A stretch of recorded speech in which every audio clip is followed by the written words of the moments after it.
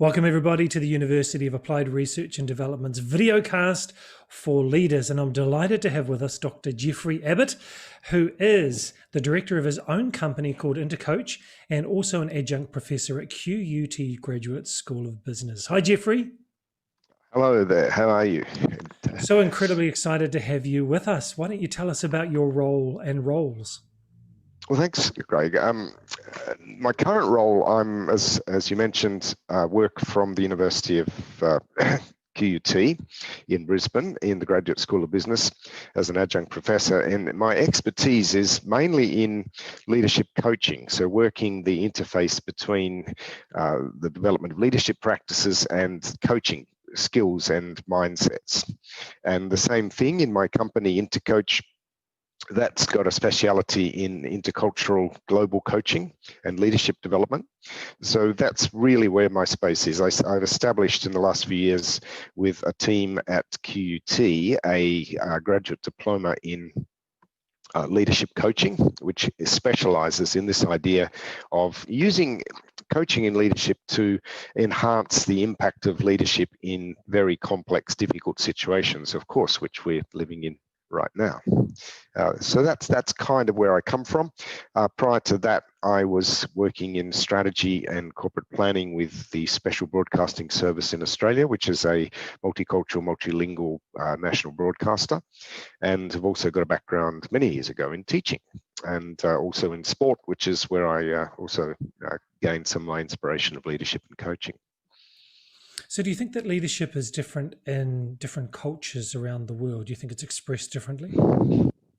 I think so. I think leadership is different everywhere. And I think this is probably the message that's coming through in leadership in the current environment. As I went to a presentation by Jeff Emmett, who followed Jack Welch as the CEO of GE, and he said that leadership is not a one-act play, meaning that it's not one thing that you do, it's a number of things that you do, and it's around, the words that come through are being flexible, agile.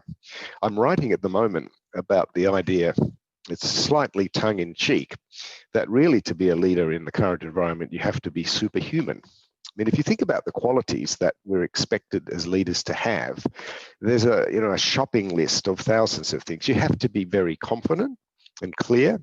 At the same time, you have to be agile and adaptive, because you know that the thing that you're confident and clear about is going to change in the next 5 minutes. So this is a kind of tension. You have to be warm and comforting. You have to be clear and direct and make harsh decisions. So a lot of my work is around this I guess, the over expectations that we have of leaders, and to encourage people to look at leadership with a slightly different view, to say, well, we are fundamentally human beings and we're flawed, but we show up in the best way that we can. So to be perfect requires a certain degree in leadership of imperfection, and I think Brene Brown's work on vulnerability of being a leader, to say, well, yeah, I'm going to get things wrong. Nobody can get everything right, and when I'm working with leadership, it's working with these paradoxes of, yes, you have to be this and you have to be that. And one area I've been looking at recently is this idea in leadership of ruthless compassion. This, how you work as a leader, being very, very strong and making very important decisions, but with high compassion. That idea of compassion is coming through the literature and research in leadership, as well as the practice of being an incredibly important ingredient. But you have to make decisions. Compassion is not about weakness, it's about the strength to hold the heart and the head together and making strong decisions in the moment that you need to take. So that's kind of an introduction to my thinking about leadership at the moment. You said about leaders making mistakes. How can leaders best handle a situation where it's very clear they've made a mistake?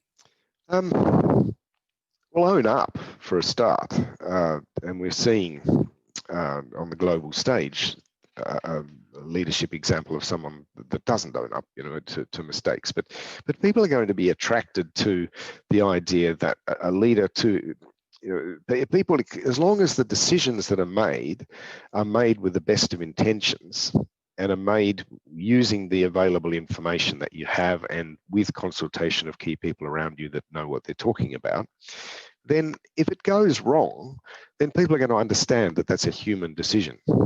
And nobody wants things to go wrong. But a lot of the, I was at the university, we have a mentoring program for our master's students.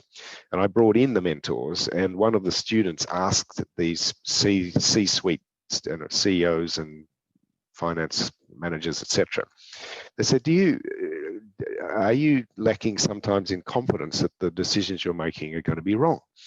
And almost all of them sort of simultaneously just laughed. They said, of course, because most of the decisions, or many of the decisions that leaders have made, difficult decisions, are kind of 49-51, and you don't know which way it's going to swing. So you've got to stand up and say, well, we're going to go that way, knowing full well that that way could be just as effective or more effective.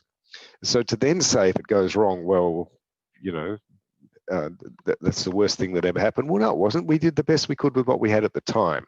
And we put our heart and our head and our hands in, and we made the decision and we moved. But of course, as you're doing it, you've got to have, and I remember the fighter pilot that you interviewed, Brendan Williams, talked about this. He talked about, healthy paranoia. So as you're making the decisions, you've got to have a voice in the head that's scanning to say, bloody hell, is this going to go wrong? And so it's that tension between, let's go forward and be, execute. But at the same time, this is experimental. And I've worked a coaching model, the EFIRE coaching model, developed that with QUT. That part of that model is when you get through the process of, you start off by framing the issue that you're facing. You inquire and investigate. You look at the possibilities. Then you experiment and execute. So this execution, which is pretty final if you execute something or somebody, but it's an experimentation. So you know that it may not work. So there's this assertive tentativeness going on. This play that in the action of making a decision, you've got to have some, a thought to plan B, because you don't know what's around the corner, and it's to say that mildly at the moment. Do you agree with that premise of taking small shots before you take your moon shots? I think that's wise, although I don't know if you've dealt much with Dave Snowden's work and the Cynefin framework. He talks about different approaches. If your issue is complex, he talks about probing. So if you've got a leader, before you take any action, you probe, and you may do your small shots and whatever. And if it's chaotic, so beyond complex, if it's chaotic, and if the house is on fire, you don't probe because you'll get burnt. You get the hell out of there. So when it goes beyond just being complex and it becomes chaotic and out of control, you act. So you take the big shot and you go, yep, we got to get out of this. And so that model isn't too bad, because he classifies different leadership challenges in different ways, from simple to complicated to complex to the chaotic, most of which now sit around the complicated and the complex, which have slightly different approaches.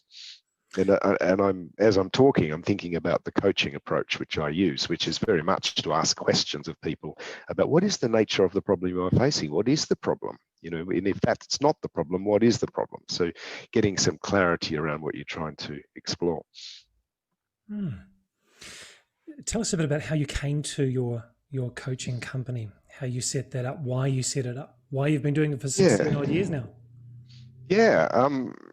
Let me go back a bit. I was working in the Special Broadcasting Service, and I was uncomfortable in the role. I mean, I was doing a reasonable job. I think they didn't let me go, but I was quite sure that was not my career direction. So I went to see a career psychologist who used to be a NASA engineer, which was an interesting guy, and we spent ages together, and we did some diagnostics, and he told me basically I was in the right job, which disturbed me. But I've always had an interest in psychology, so I went back and with a view to being a clinical psychologist and studied psychology. But at the end of that, I realised that clinical psychology was not where I wanted to be. So I got more into organisational psychology, did an honours sort of degree in that, and then ran into a book at a bookshop in Sydney called Coach Yourself by Dr. Tony Grant. And unfortunately, Tony recently passed away, but he was my mentor for many years. He set up the coaching psychology unit at the University of Sydney and became one of my PhD supervisors, because I read that book and I realized that the application of coaching skills to business is where I wanted to be. At the same time, my work with SBS brought me a sensitivity to cultural differences. So I combined that, and my partner is from Central America. So we decided to go to Central America and for me to do my doctoral study in Central America, looking at the adjustment of expatriates into their roles in different companies in El Salvador. Fascinating. And that's where and much of the book that I'm writing at the moment talks some of the stories that came out of that. So that's kind of where I went. And then when I came back to Australia, I then got into teaching a little bit and working with the Institute of Executive Coaching and Leadership in Sydney, and then was offered a position up here where in Brisbane at QUT, doing teaching and coaching and consultancy work with the university, and that grew into a position of Director of Leadership Coaching. So from there, I did that for a number of years, achieved what I wanted to do, and then decided to move a little bit away from the full-time role and go back into establishing Intercoach and reframing my sort of direction. So that's the kind of background to it. Is that where you met Henry Weiss? I notice on your LinkedIn profile, he says, Jeff is a world-class international executive coach. He made a big difference in my work and our results at the largest integrated utility in Central America. Amazing story. Hank Weiss, amazing story. He was an engineer in occupational health and safety, working for a Venezuelan company at the time, and was very disillusioned with the values of the company. And we worked together for a number of years in El Salvador. And he is his Salvadorian wife with 2 children, and was very prominent in exposing those boys to unionism in the power industry and the values of his faith and values. And we worked together, and he decided to shift, and he ended up joining the Peace Corps and took his family to Albania and other parts of the world, where he was very successful in the Peace Corps and has now returned back to the States with his family, and they're growing up and have had amazing experiences with him. But he really did embrace the idea of values and coaching and pursuing his passions, and he was an amazing individual. Because we have a range of people that watch the video cast from different domains, I think it'd be really valuable if you could share your thoughts for aspiring leaders, regardless of which area or industry that they're in. They may be aspiring for that next level, or maybe they're at an entry-level role now and they want to take that next step. What should they do to prepare themselves? I think for leadership, it's about primarily, you have to have a certain degree of skill in whatever you're doing. I mean, that's some deep knowledge of something and deep experience in something. But once you do that and you feel that you would like to be in a position of leadership, is to embrace the idea that your main job is to engage and support and collaborate with the people around you. I mean, that's really it, because the risk is that people in leadership think that their job is to tell people what to do. Well, it's not. Their job is to make decisions in the system in which they are operating, and to understand deeply the nature of the system that they're in. So the more that they work on their self-awareness, who am I? Where do I come from? What influences me? What's my cultural background?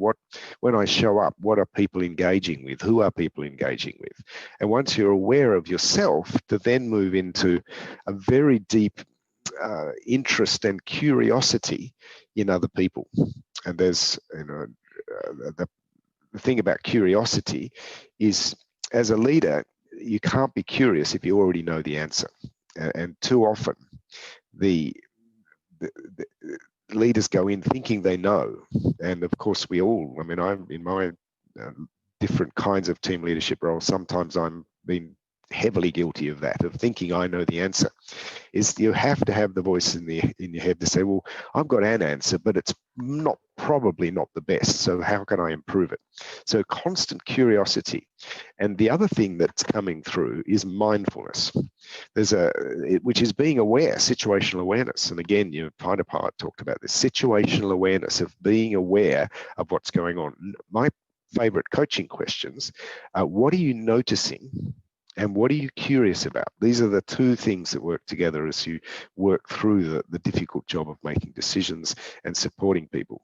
It's looking out and all the time and being prepared to be wrong and being okay about not being in control. There's that paradox of your best way as a leader is to gain control, is to give it up, is to give appropriate delegation as much as you can to other people and support them in doing the jobs that they're paid to do, rather than try and do it for them. So giving out control in order to gain it. This is that lovely tension that goes on. It doesn't mean abrogating responsibility, because in the end, the buck does stop with you to some extent. So, as you're giving out control, you're also managing the dynamic between the people that are in the room with you.